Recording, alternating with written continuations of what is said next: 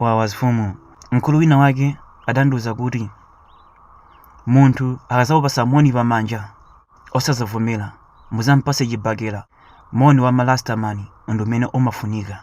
Chinanso ndichi, munthu akakupasa chakudya choti mu nthawi imene amaphikayo iweyo panalibepo osazadya. Komanso munthu akakupempha ndrama osatenga kashi kumpasa. Ngati munthu akupempha ndrama mfunse ufuna pangire chani, ngulire chimene afuna chija umpase. Ati osamatenga ndrama kumpasa pokapoka mukugwisa ntchito ka Airtel Money kaya mpamba ndi mungathe kumutumizira.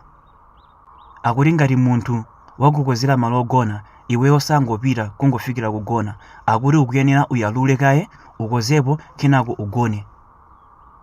Akuti munthu wina aliyense sakuyenera kukugwira mmutu, osazalola zimenezo.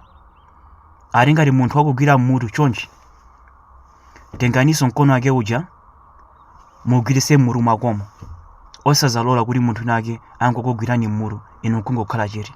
Osazalola zimenezo. Zimenezi ananduza ndi mkulu wina wake. Ndendabwera pano ndi cholinga choti anthu ena ake mwina mungathe mazigwisa ntchito. Akuluakulu khalani osamala mu china chilichonse chimene mukupanga. Zothandiza anthu ndi mazikambaso daily, osamangothandiza anthu chisawawa. Komanso anthu amene mapita ku mataveni osamangotenga mahule mu taveni. Lekani zimenezo ndi makamba nthawi zonse, chifukwa chakuti mahule ena ake si mahule amene mukuwadziwawa, akuchokera kutali kodi inonso mukudziwa.